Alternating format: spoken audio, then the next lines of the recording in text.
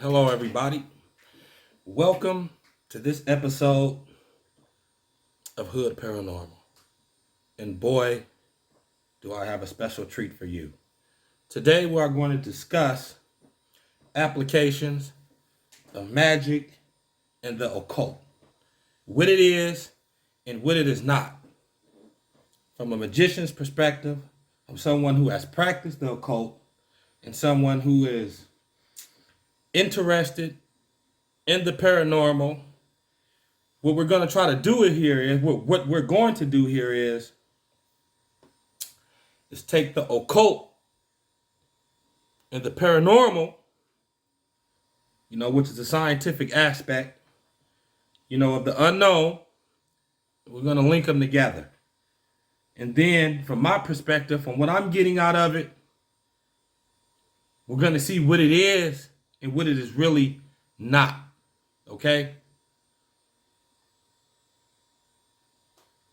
So, what is magic?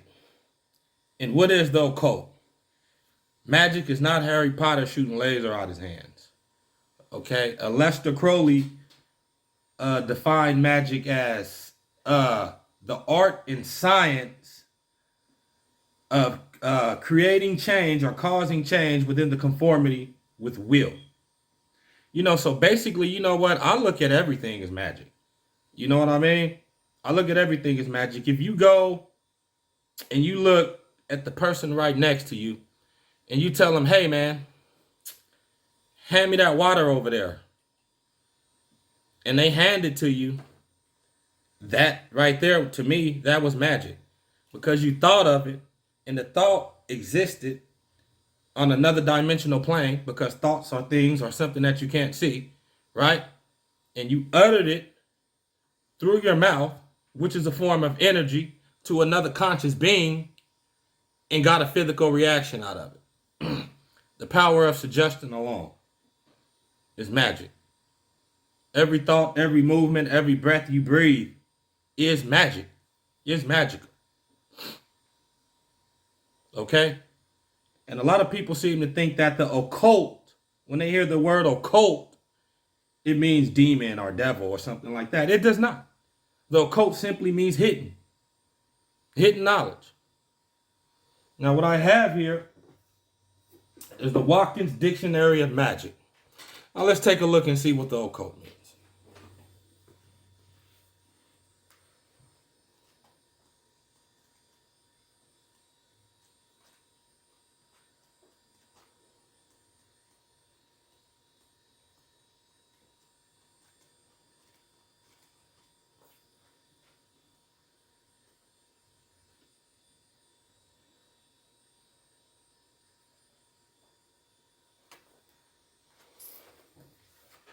Oh my goodness. Why are you doing me like that? Bear with me, guys. I know I'm a slow guy. Occultism. From the Latin word, what is that? Oculary, and that means eye, to see. To hide, the term occult was originally used to suggest a secret and hidden tradition of esoteric knowledge.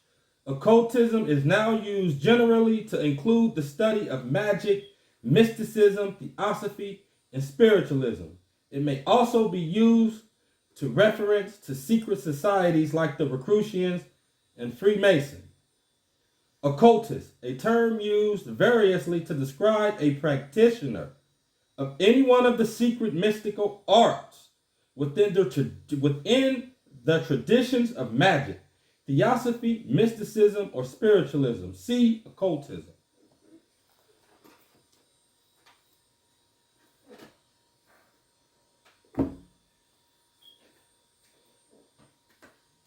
So, there we have it. So for here I have a wand.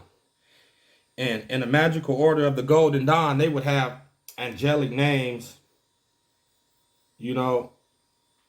across their magical weapons and items, But you don't have to have that. The power is in your consciousness. It's in your mind. It's not in any tool, not in any crystal ball. It's not in the atom. The power and the intent is truly in you. Okay, these are tools. This is a symbol of fire, a symbol of my will. This is a symbol of air, a knife, it cuts. The pentagram is earth, the cup is water, and so on, which are symbols of the super, the super potent elemental realm. And in high magic, they also stand for the four worlds. Yod, He, Vav, He, which are used in rituals like the middle pillar to activate certain psychic centers within yourself. So high magic, basically, what I'm into, when you do these strange and elaborate rituals, you're not putting a spell on anybody. If anything, you're putting a spell on yourself, to see what happens. When you use the God names and call down the angels in invocation, it will change you.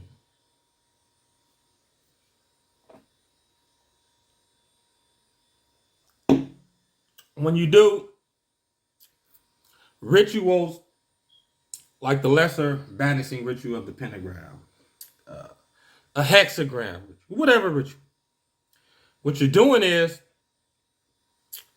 when you're doing those rituals, you're embedding them signs and symbols within your consciousness, within yourself,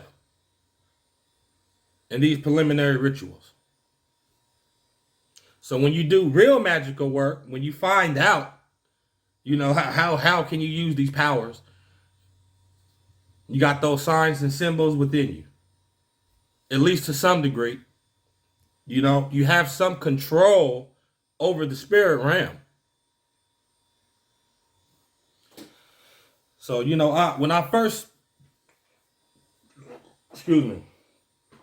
I've been studying this stuff for a long time, but when I first got into high magic, I read a lot of stuff, and one of my favorite ones is Donald Michael Craig's 11 or 12 lessons in high magic. Hold on.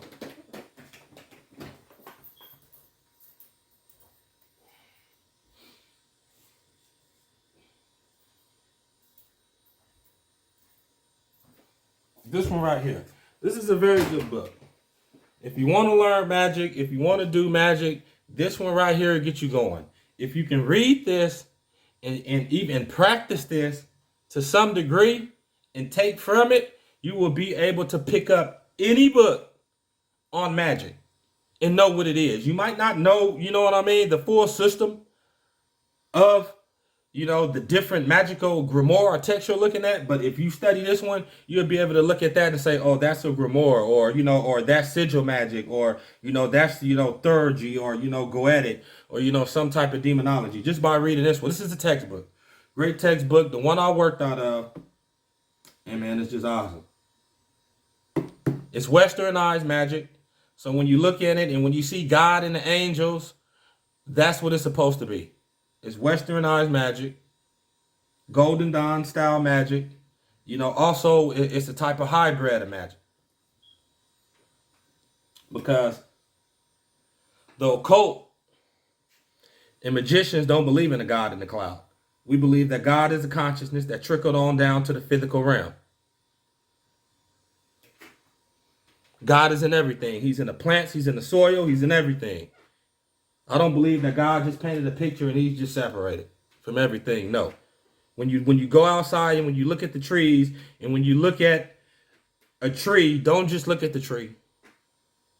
Look at the leaf and then look at the complex lines within the leaves. How complex life is, how pretty life is. That God is in everything. God is in you. We are microcosms. That which is above is like that which is below.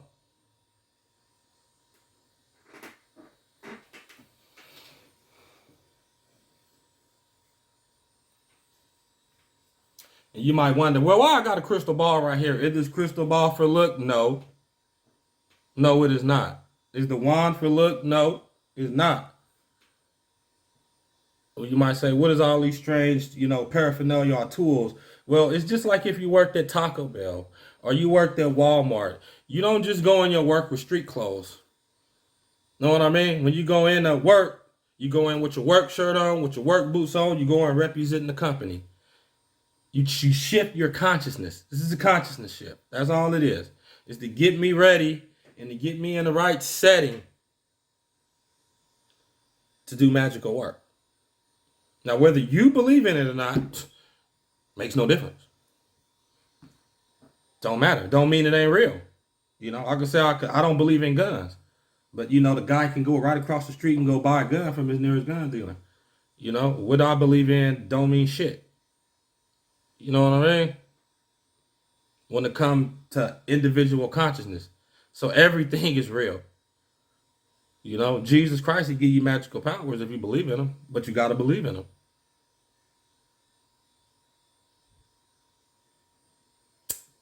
So, where I'm going with this is, in order to do magic, you do have to believe. You do have to dupe yourself into believing whatever magical system that you're practicing, that you are that. You have to. You have to dupe yourself. You know, and that's why they have books like this one right here that get you into Kabbalistic philosophy. You know what I mean? And get you, you know what I mean, to understand, you know, the things that you need to understand in order to dupe yourself. And to believe you're a magician. But is it all real? You know, that's what I ask myself. That's what I ask myself. Is it all real? And I think, you know what I mean, to some degree it is all real. You know, from what I discovered, it's all real. I noticed that a lot of people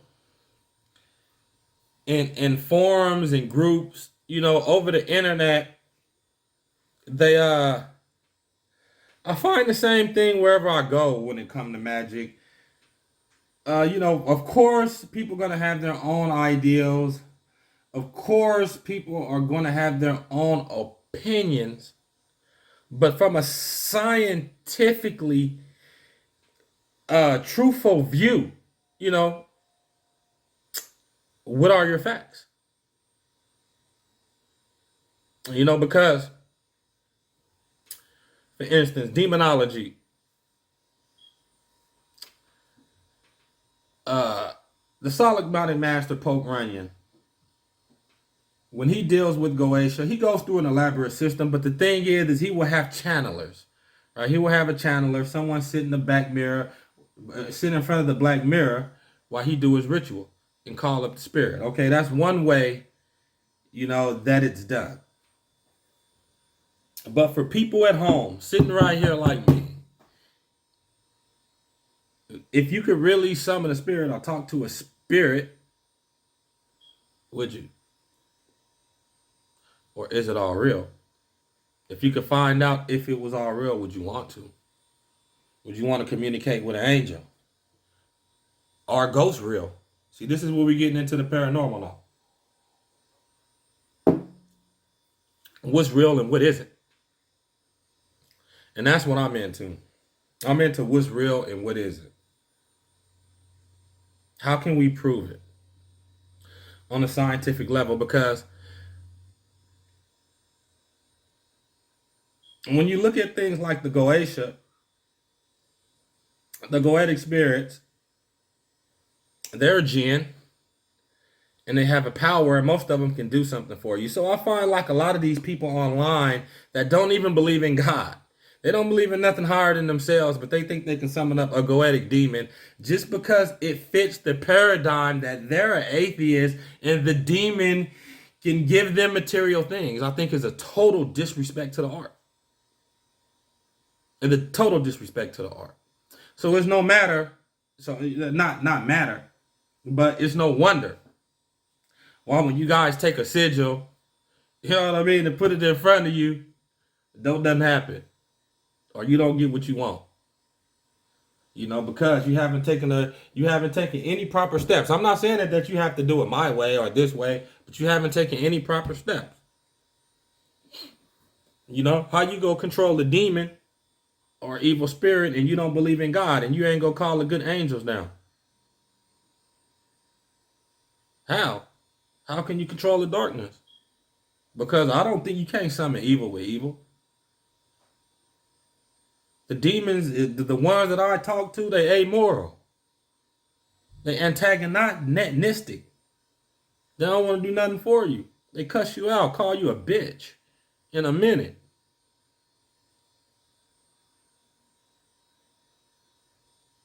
Or maybe it's just all in my consciousness because I understand we all got a different consciousness.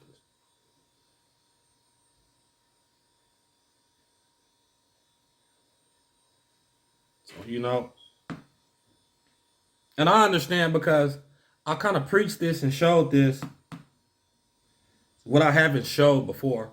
And, you know, it's already on my page, but a lot of people probably don't know what's happening, you know, in the evocations or whatever. You know, but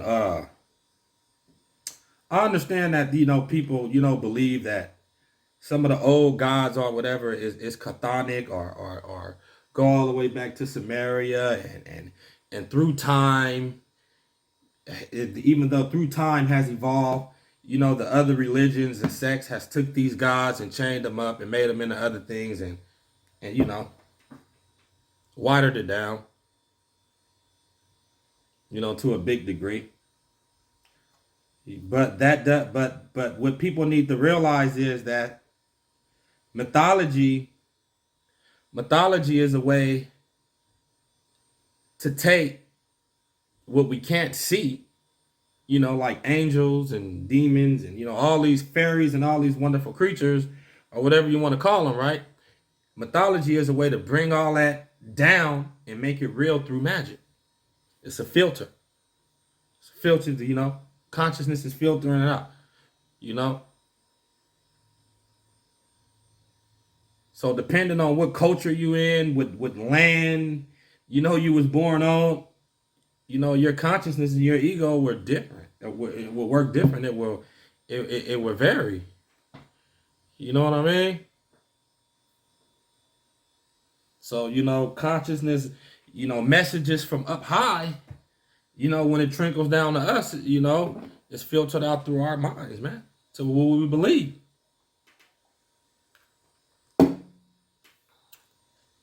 So when you work magic, it's like a play. This is like a play. It's a setting to call down and create what we can't see to make it real. Conscious integration. That's what magic is. It's conscious integration. It's to raise your vibration and raise your consciousness into a greater consciousness. That's how I look at it. Because human beings are human with human consciousness. So you can't expect to know what another consciousness is like when we're only human consciousness. And we think on a very small, minute level of individualism instead of linking ourselves with the whole of consciousness. See? We don't got it all figured out.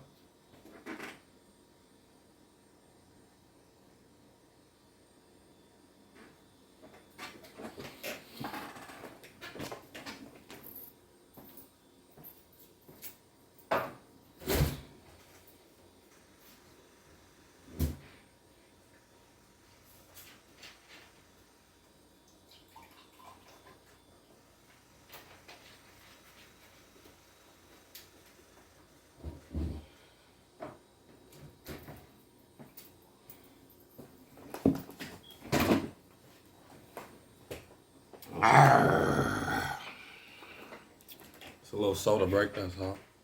To quench my thirst.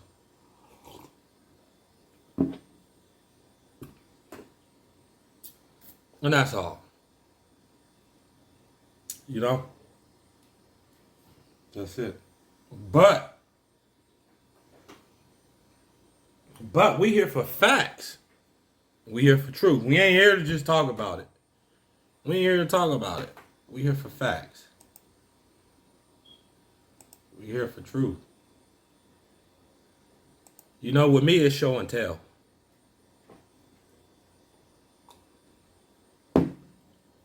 Never say nothing that you can't prove.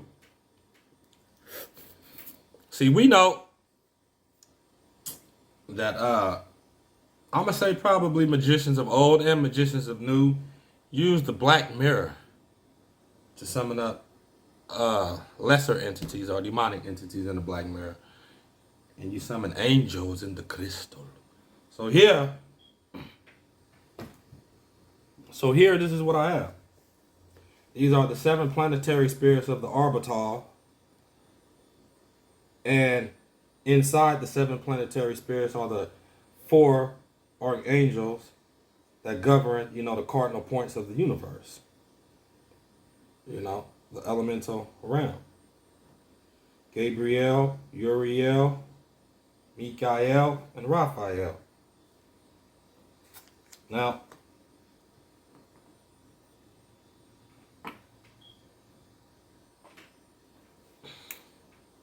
with the right intent, and if you're honest, and if you do have love in your heart, you can conjure angels through a crystal. But what I would recommend doing is I would recommend doing the lesser banishing ritual of the pentagram every day for years or months.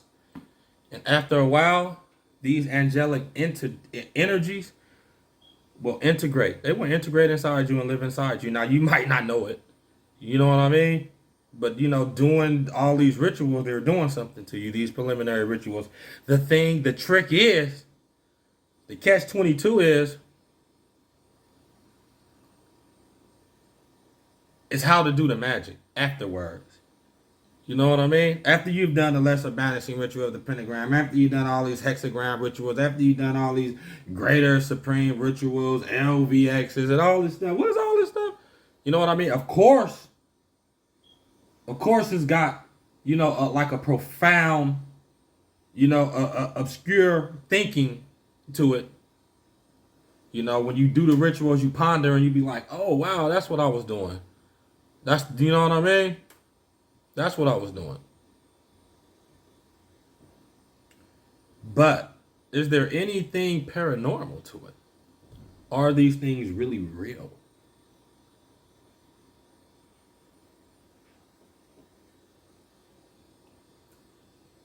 For instance, most people think that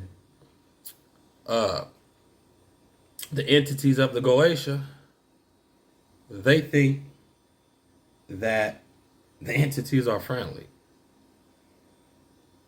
And the Goetia demons are princes and dukes and kings from hell that have other legions of spirits under them.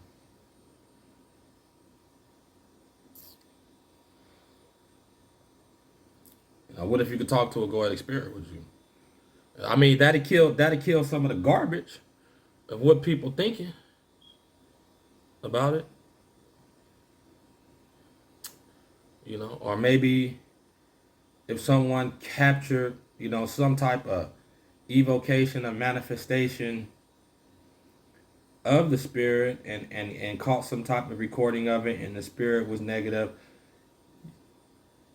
other people would probably be quick to say that's your own collective unconscious mind. That's what you're bringing out. You know what I mean? That, maybe they have a good side or they do have a good side, but, from what I've seen, I pretty much keep an open mind about anything. And to me, I can accept the fact of oneness, that everything is connected to everything, but at the same time, it would seem like these entities or beings coexist, without us on their own, because they don't mind telling you to fuck off. And, when you link the paranormal, to the occult, this is the bridge. This is the bridge to find out if your powers are working, within the spirit realm. Because when you perform ceremonial magic, That's about controlling the spirit realm. It's about controlling the unseen. That's what a magician does. Even though we want to reach the holy guardian angel and, do all those fascinating things and, reach the top of Keither, we got other work to do before that. You got to get your feet wet. You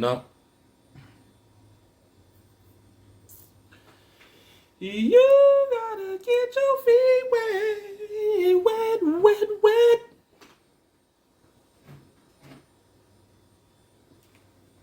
All right, let's see. Let's see what I got here.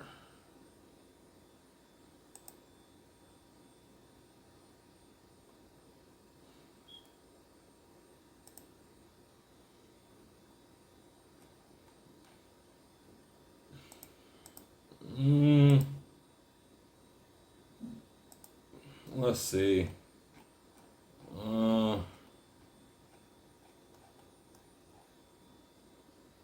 Got a little something here that's kind of interesting. It's gonna kind of connect to what we doing. So let me find it.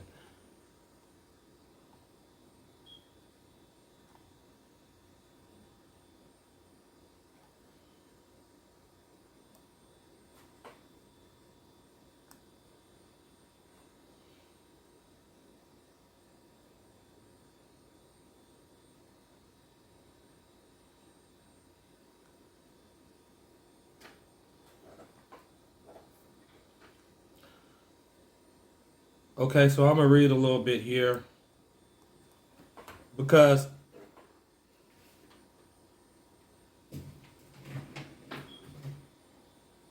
we want to get somewhat of an understanding before we break through to the next part. So this right here, this is enchanting with computers. Let me see, I think this might be it. Let's see.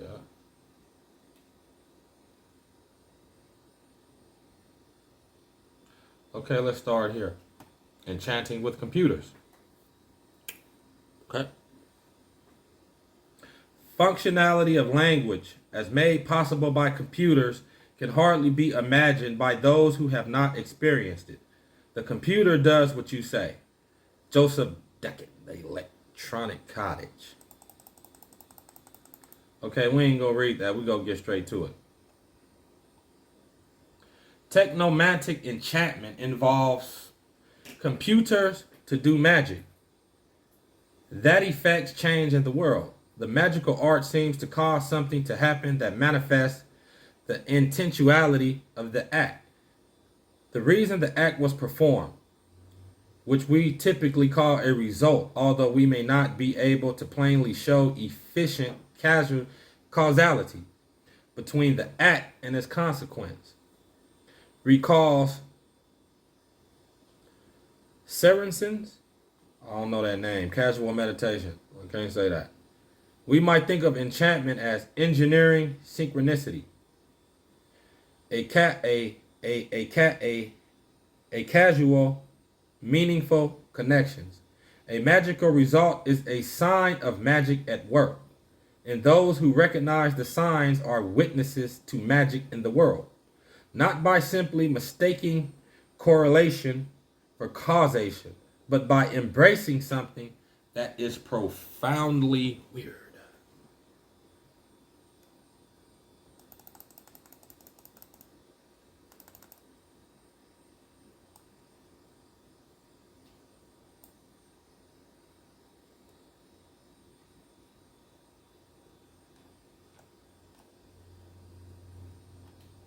Hold on, this ain't what I really wanted though. This ain't what I really wanted. Let me find it. Because it's specific here.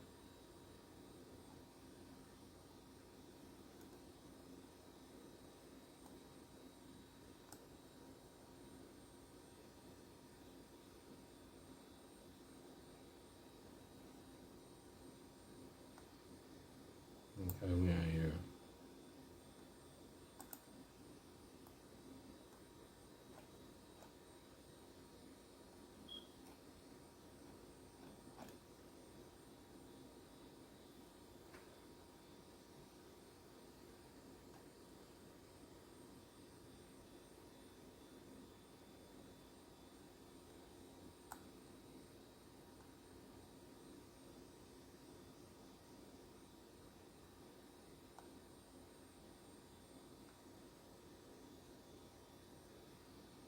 Okay, here we go. Let's see.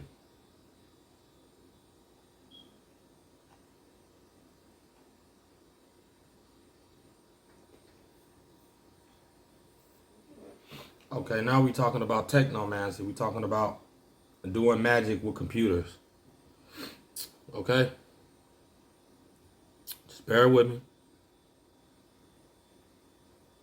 In many ways, Technomancy 101 is about space. It is especially about the intersection of cyberspace and magic space.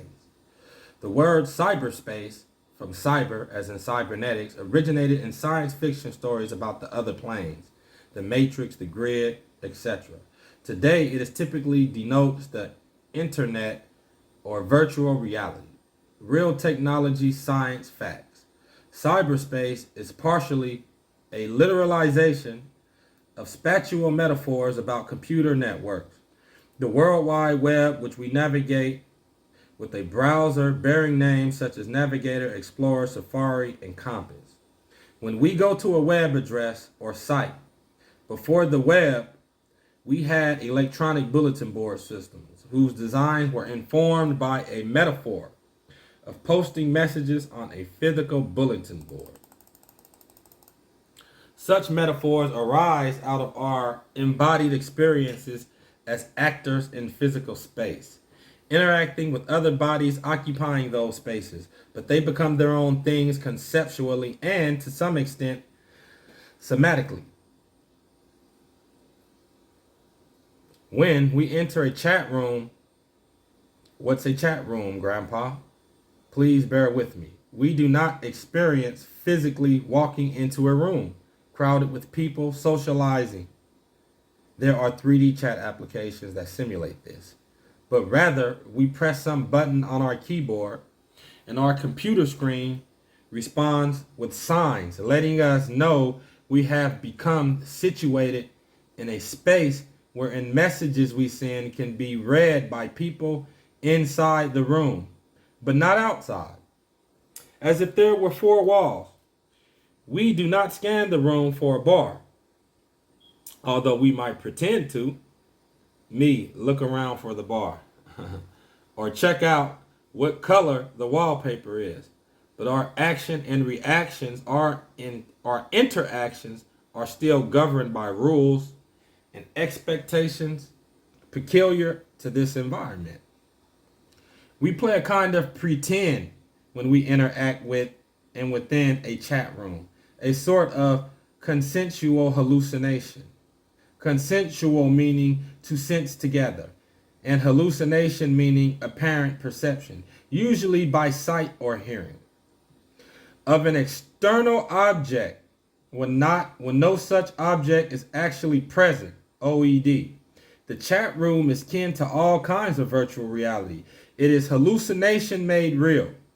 Not really real, but virtually real. In VR, our eyes and ears may be supplied with data that suggests we are standing on the edge of a cliff, but we are not in any real danger of falling, although we might feel like we could. The virtual bodies we interact with conserve certain features of their physical correspondence while forsaking others. We sort of make believe also when we cast a magic circle wherein to perform an act of ritual magic. A circle may be cast by physically drawing in what some instruments or simply visualizing it in the mind's eye and performing some activity to activate it. However, and wherever the circle was constructed, it marks a non-trivial distinction between things within and without it. Magic versus mundane, sacred versus profane, microcosmic versus macrocosmic, and etc.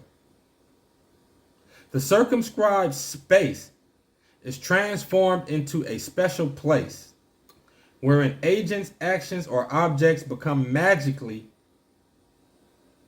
efficacious,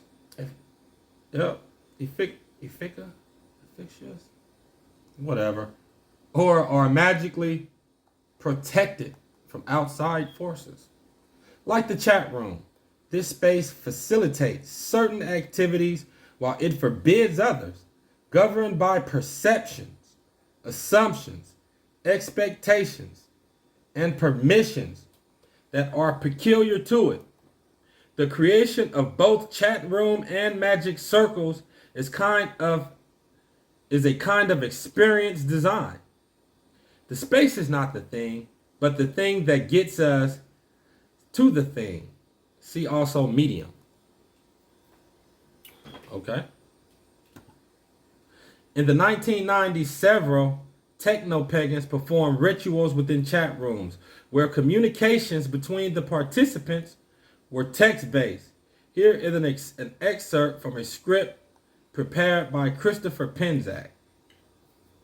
I got a couple of his books. He ain't bad. But we ain't gonna do that though. We ain't gonna read that. Here, the computer's role was primarily to coordinate the interactions of the ritual participants who still employed usual magical techniques such as guided visualizations and sending intentions. In the subsequent decade, people performed cyber rituals within the online virtual worlds of Second Life and World of Warcraft. Instead of merely telling each other what to visualize or what they were doing, the participants could show what their avatars were doing, interacting together within a graphical representation of a temple or other ritual space. The temple described by Penczak and shared by the common mental visualization of the participants guided by its shared textual description. And the Second Life temple shared by the common viewing of a collection of 3D graphical objects are both virtual realities of a sort. Neither temples exist in all the same way a physical temple does, but they both conserve certain essential qualities or attributes of a physical temple in order that the ritual participants may actually perform familiar ritual acts within them. The ritual participants were able to map their experiences as embodied actors in a physical space on the virtual space according to their familiarity with the temple spaces, real or imagined. But because the virtual temple is digital, it is not bound by the same laws as physical temples. Things such as gravity and impermeability may be simulated in order to facilitate realistic interactions, but they can also be omitted in order to permit fantastic interactions. When I intend to enter or exit a real temple, I must walk through a door to avoid running into any walls. But in Second Life, as in dreams, I can walk through walls or fly over them. Because I can fly or teleport, the temple need not be built on the ground, but may be erected on a cloud or asteroid, or just float by itself in space. It may be configured and interacted with in ways that are not only impractical in the material world, but impossible. Such is the freedom afforded by the digital realm.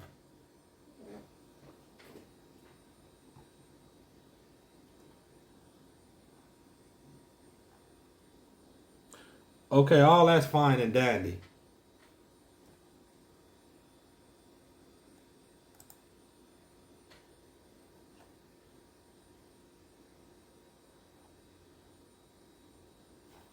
All that's fine and dandy.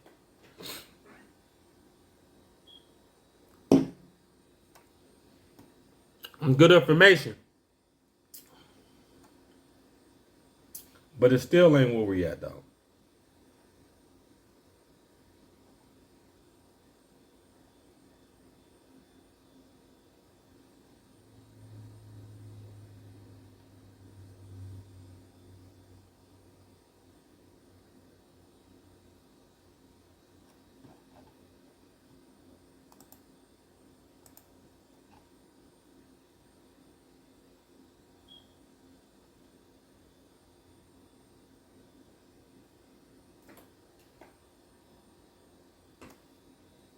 Damn nose keep itching, man.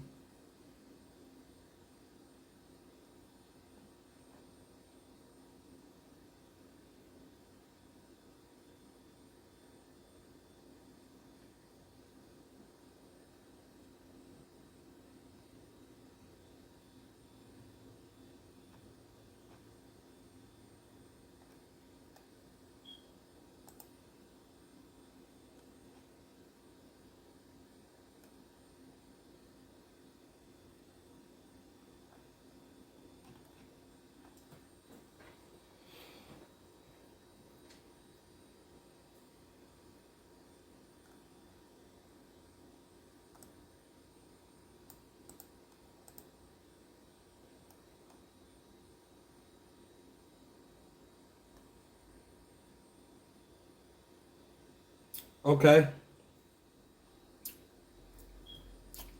Evoking with computers. The practice of magical evocation typically involves calling forth an occult entity such as an angel, demon, fairy, ghost, or other spirit in order to learn from it or charge it with some task.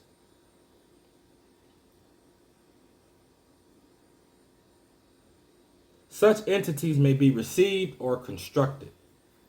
Various materials may be employed in an evocation. Oblation may be offered to attract the entity, or the entity's sigil might be inscribed on a sheet of parchment or metal disc featured in the ritual summoning, or smoke or mirror crystal, or other shoe stones may convey the entity's physical appearance. In addition to any requisite material, various trance-inducing prayers and incantation gestures assist the magician in attaining a state of mind suitable for bearing witness to the subtle visages and other signs by which occult entities make their presence known. In the introduction, I mentioned that some people see magic as a way of working with the unconscious mind, which may situate the world within the magician. The trick to evocation, seeing the world without the magician, both in the sense of what is external to her and in the sense of what exists independently of her. What is alien, other, throughout history, people of every culture have believed in various kinds of spiritual or occult entities. Modern psychology has tended to frame such things as, well, psychological hallucination, figments of the imagination, projections of the unconscious mind. Whatever their true nature may be, if anything even has a true nature, it is obvious that the occult entities are occult because they obtain differently from how rocks, flowers, cats, ice creams, and football exist. And yet we know them by their physical characteristics, how they appear, sound, or feel, what they say and do. That famous grimoire, the Lesser Key of Solomon, lists 72 demons and gives each one's names and ranks, powers, the quantity of legions of demons they command, and descriptions of its physical appearance. And most curious ontology. Of course, occultism is rife with strange ontological assumptions. Occultists talk of opening portals, doorways, or gates to other dimensions, planes, or realms. They talk of energy in ways that baffle physicists. Are such things actual or metaphorically real or imagined? And how much is the real imagined? And the imagined real? Yeah, see, I don't know. That's what we finna get down to. Because I don't got all the answers. I don't. I'll share what I have and explain what I'm going on. When we get to it here. Okay, what was we at, man? Whether or not occult entities verily exist as autonomous beings in the world, independent of the sorcerer's mind, many people have had the experience that they do. I think they do.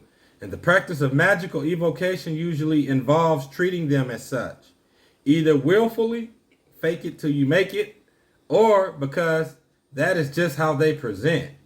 Either way, they seem to adhere to the golden rule of sorcery by evocation.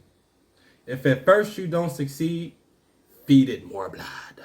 No, I don't know about all that, babe. I can't feed it more. I ain't feed some blood, babe. We ain't doing that. We ain't doing that, babe. Ah, man. Okay, this right here.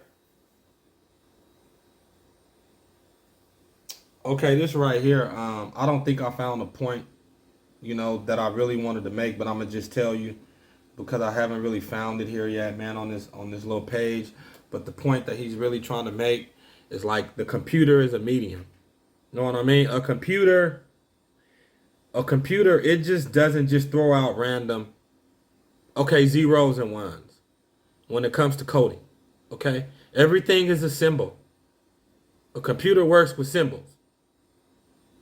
So it's throwing out actual symbols. Okay? So when you talk about magic, right? We're working with the collective unconscious mind, right? When we do rituals, right? Just like a computer, we throwing out symbols. Okay?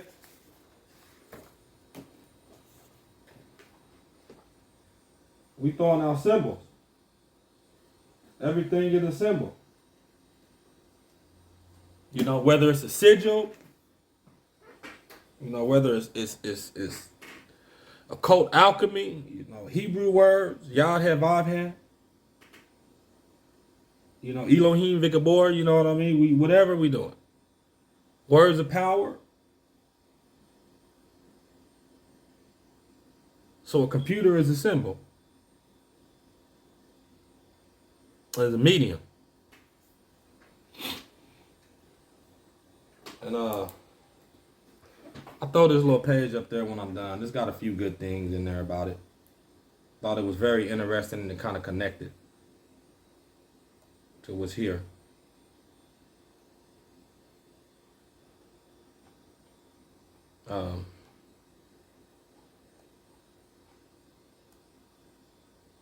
So the computer is a medium. Right?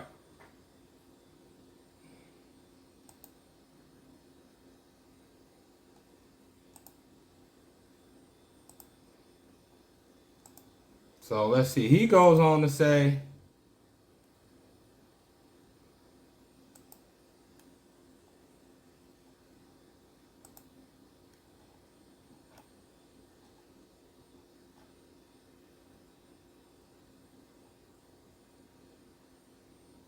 okay, I'm going to just read this last little part, what he goes on to say.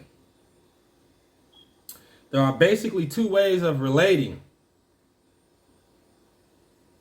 computers to magical evocation. The first involves making computational media to mediate, to become that through which occult entities may see or be seen, hear or be heard, feel or be felt, or otherwise act or be interacted with, or which augment our abilities to send and communicate with such entities. There is some precedent for this in the Telsa Spirit Radio electronic voice phenomenon. The techniques of previous lessons in technomantic divination and enchantment may be applied to evocation. A conductive sigil representing the entity may trigger some event when connected to a computer. Digital or electromagnetic effigies, fetishes, and etc. may be programmed not to just act, but to react and interact, responding to diverse events or communicating across various channels, including the internet. Technomancy does not deny the phantasmal or daimonic.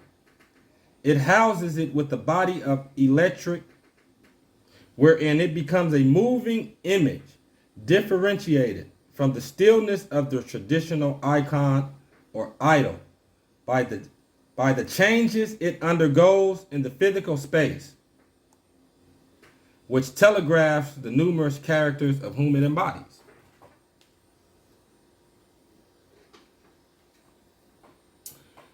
And then he goes on to, tell his second way, which is, might work for some people. But the computer as a medium for evocation.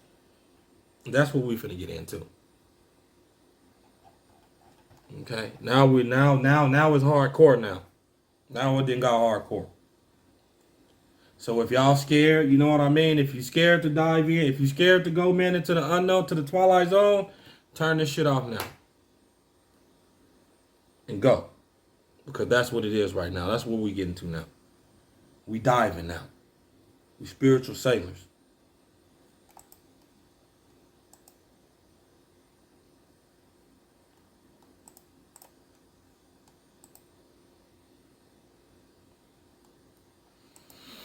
All right.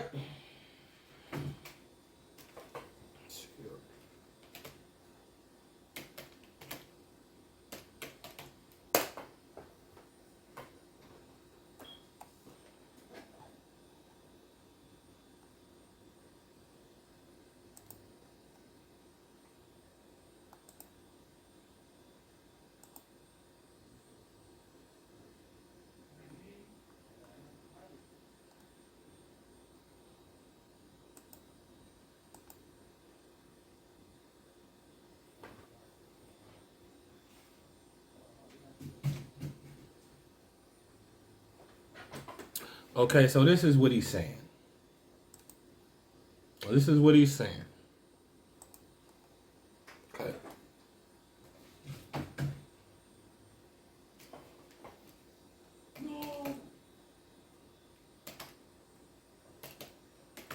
What he's saying is you can. What he's saying is you can go to Google Play, okay? App Store.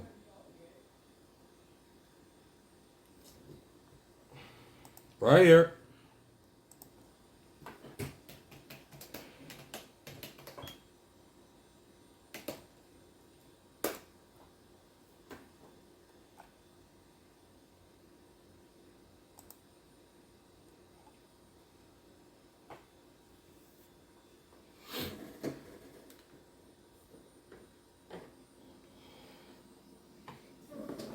You know, right there. You can go right there to Google Play, and you can get these little apps for your phone, okay?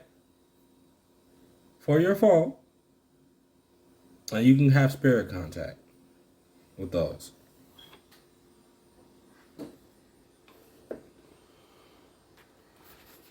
Okay, and they do work.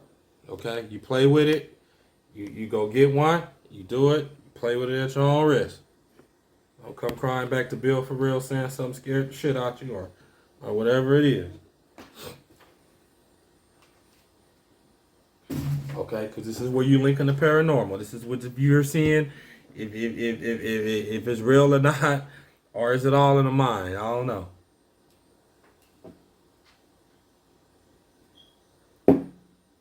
Okay, but the ideal is that a spirit or a non-physical entity can grab onto these wavelengths and manipulate them and then use the audio. Okay, there are no words in these programs.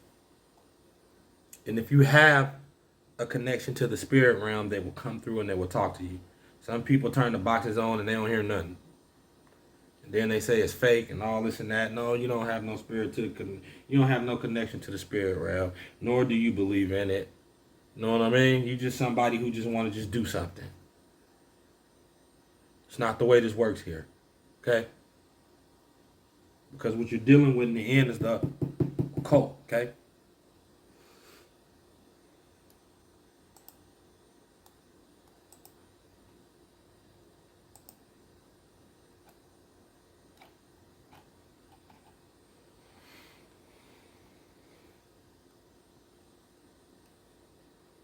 Okay, so I'm going to show you a session where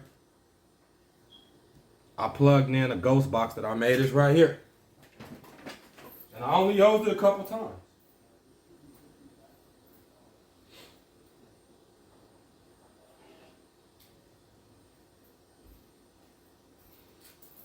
This is a spirit portal box. It's nothing but a guitar amp, a noise reduction, and this is the Hall of Fame 2 Mini right here.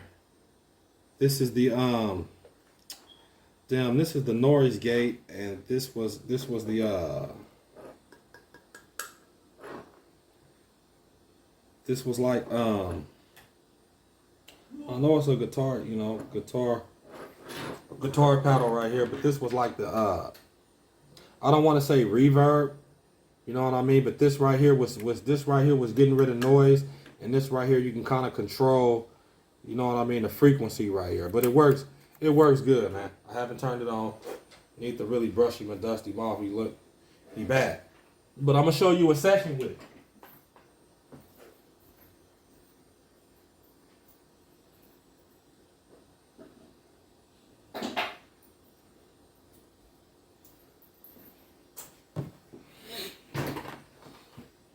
Okay, I'm gonna share a session with you.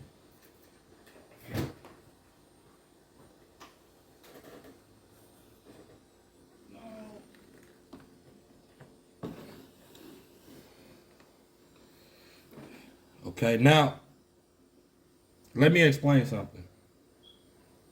If you do this stuff and you got magical books hanging around in your house, like books on demonology, and all this different stuff, it will be a trigger.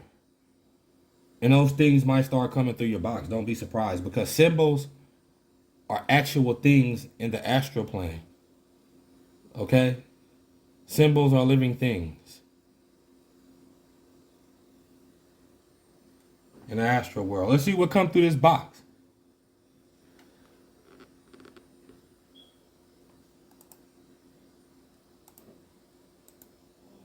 See, this is the first time I had turned it on.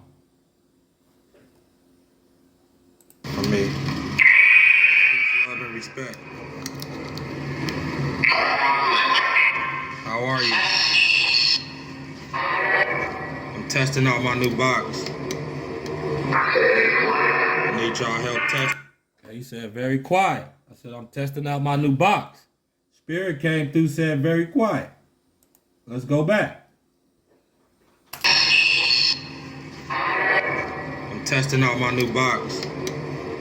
I need y'all help testing it.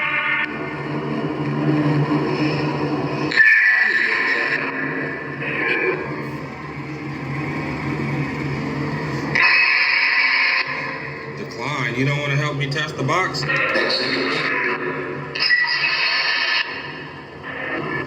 Gotta help me test the box. Why y'all so mean?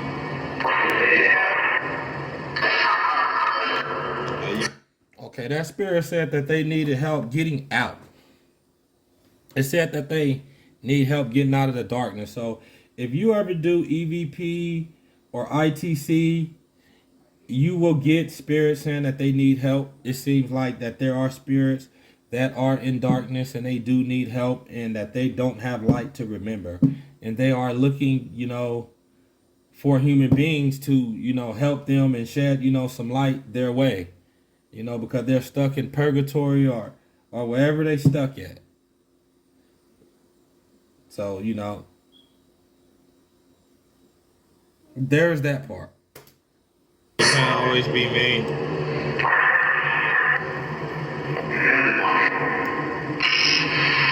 It's not good.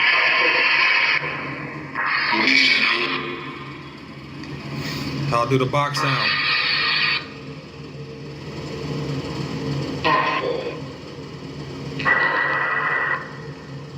Give me your honesty about the box.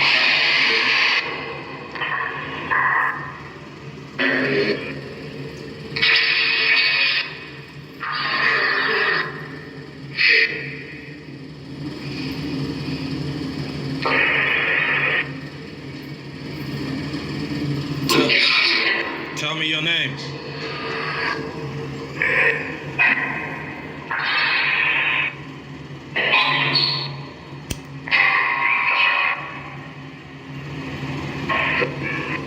Tell me your story. Everybody got a story. What's your story?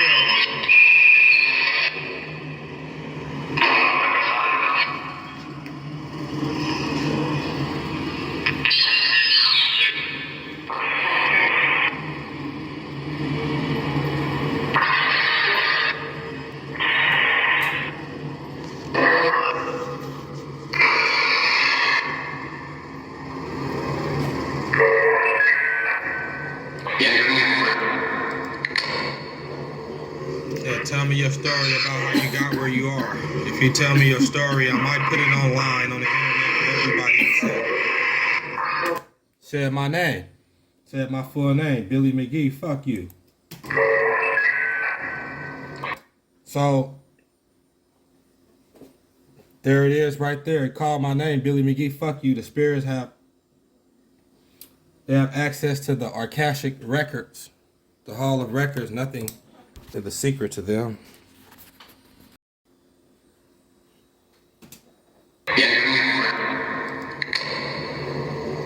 Yeah, tell me your story about how you got where you are. If you tell me your story, I might put it online on the internet for everybody to see.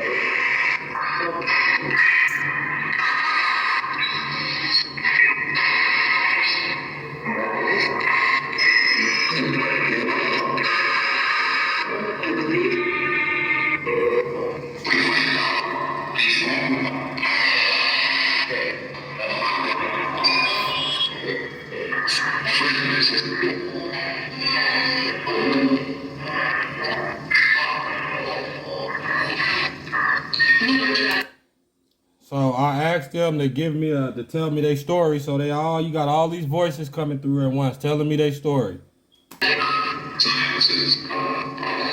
One of them said they sacrifice to the dead. That's how Satanist is built. You hear it?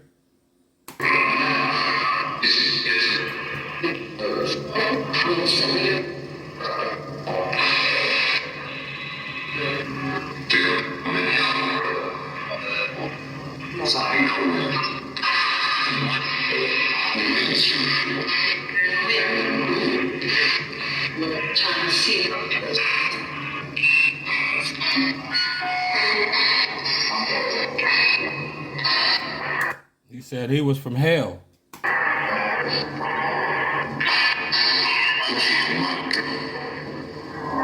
Tell me where you come from.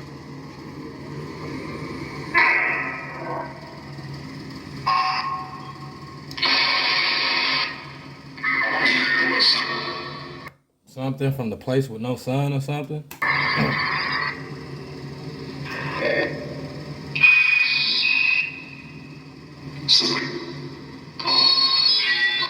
He said he from hell. You gotta look. You gotta just hear it. I ain't from hell. He said he was from hell. Listen.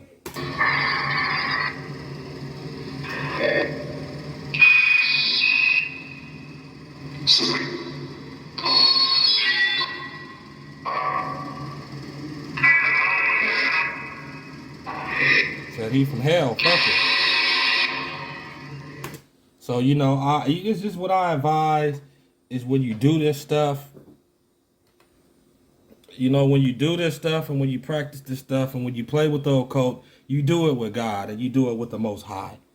Because there's a balance that needs to be created, you know what I mean, between you, yourself, and the unseen world. Whatever you do, do it for good and do it for love. If you're doing it for evil, good luck with that shit.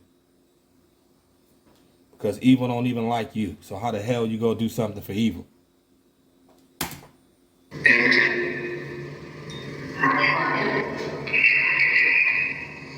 It's nothing but love and peace. Do you seek love and peace?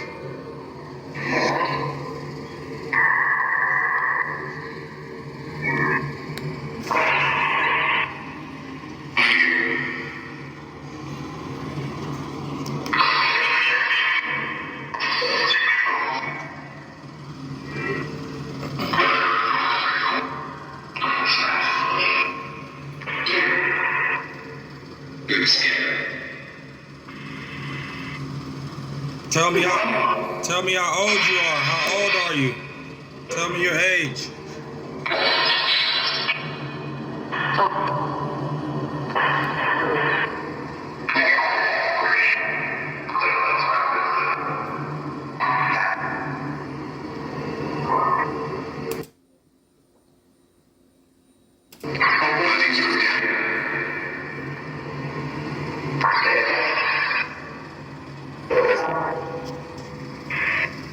That is one devil.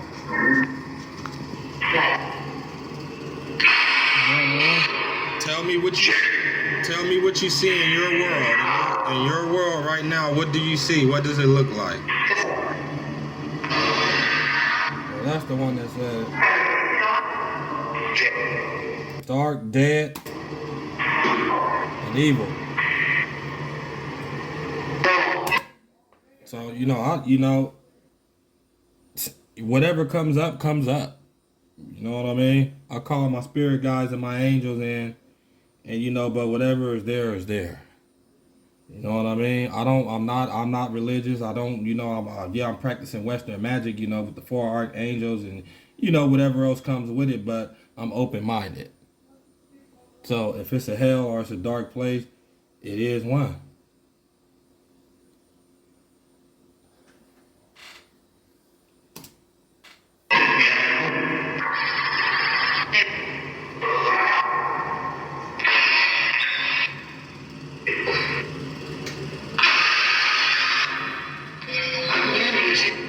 Fallen enemies. So when you play with the paranormal, this is what I'm saying. When you play with the paranormal, you better have gods and his angels on your side, man. to protect you for whatever forces you playing with.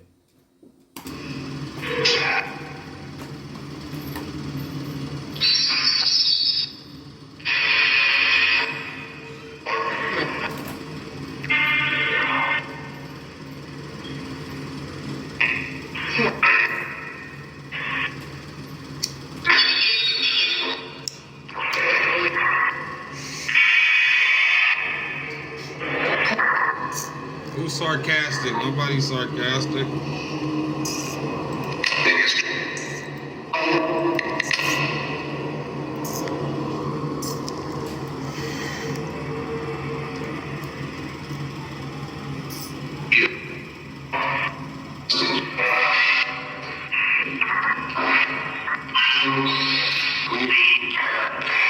Bullshit, we need help. They need help because they know I can help them. They know I can send them to the light. Now, it's my belief if you practice occult rituals, westernized magic, if you've done a lesser pentagram and you've done all these rituals and called in the angels, then you can send out light to spirits. And if they know you can help them, they won't leave you alone. Okay, I feel obligated to do it. It's my duty.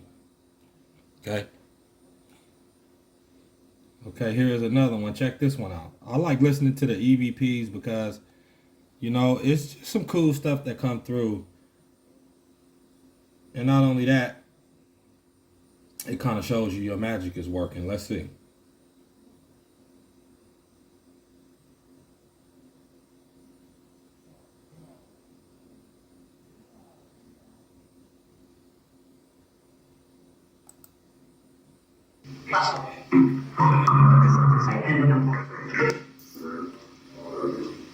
Would you like to hear what our Father has to say about love? Okay,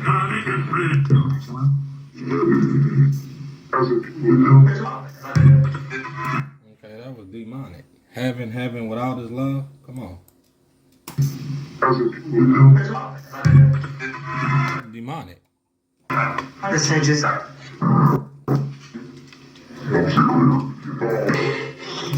F your God. And these is goetic spirits in here. And these is goetic spirits. And y'all, these are goetic spirits coming through these boxes. And they cussing and doing all type of stuff. And don't respect God and don't respect nothing. And there's people up out there who treat them like they your friend. Now, I'm not gonna say they all bad. I'm not gonna say that. I'm not gonna throw them all into a box, but hell, most of them ain't cool. But God showed his great love for us in this way. Christ died for us while we were still sinners. God loved the world so much that he gave his one and only Son, so that whoever believes in him may not be lost, but have eternal life. Look, he said he was something. He said he was something. I couldn't get the name, but it was King's Department. It was King's Department. I don't know the name. Look. King's Department. King's Department. See? I pray that Christ will live in your heart's life and that your life will be strong and love and be built on love. And I pray that you and all God's holy people to understand the greatness of Christ's love. How wide and how long and how high and how deep this love is. Christ's love is greater than anyone can ever know. But I pray that you will be able to know that love. Then you can feel, and you can be filled with the fullness of God. I love those who love me. Those who seek me. All you gotta do is seek it.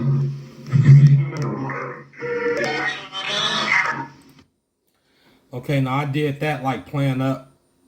I was playing up to a part. I put them on here in pieces, but let's get this one right here. Final message calling down the archangel. Let's see how the bad spirits react to it. To the names of power, the names of magical power, the golden dawn name, the names in Hebrew. Watch how they react to it. Listen. Look at the magic. Watch. Crystal ball is glowing. Jesus Christ, Holy Father. Bring in the white light and bring them to the light. Yo! There's only one way, and that is God.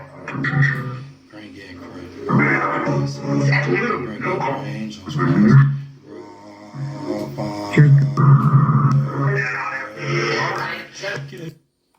Said, not after you haven't sinned. So basically, it's something happening in their world, astral plane, wherever they at. What I'm doing, calling down, they see it.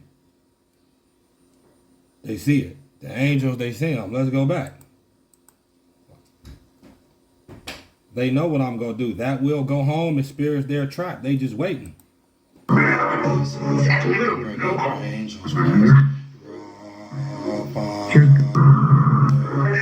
He called me a jerk and tried to get in my head and say my magic didn't work. I know he lying.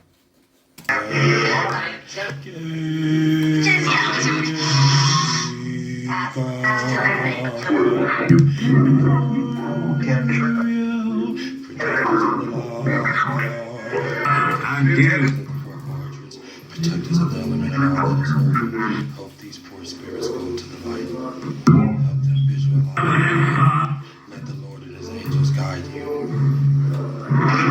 Guide you, see them.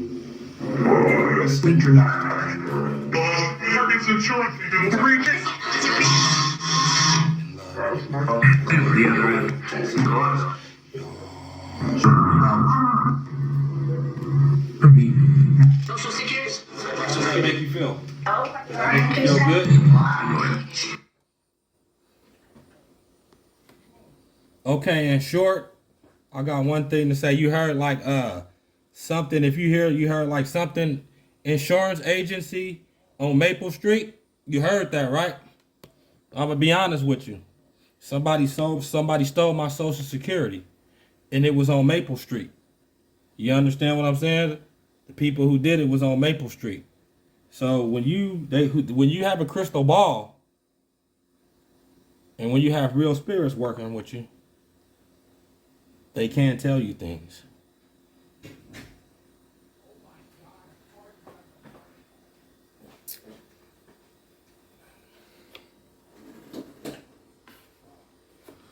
So, basically, man, that's it for right now. That's magic. That's ceremonial magic, magic 101. The wifey just came in. I'm going to kick back, man, crack one of these. And, I'm going to sit back and do my thing. I'm talking about. And that's it. That's all it is. Being truthful with yourself and going after what you want if you want to do it. But I'll be back, man. Love, peace, respect, oneness, and remember, knowledge is power. Man, and peace out to the next one, man. Holla.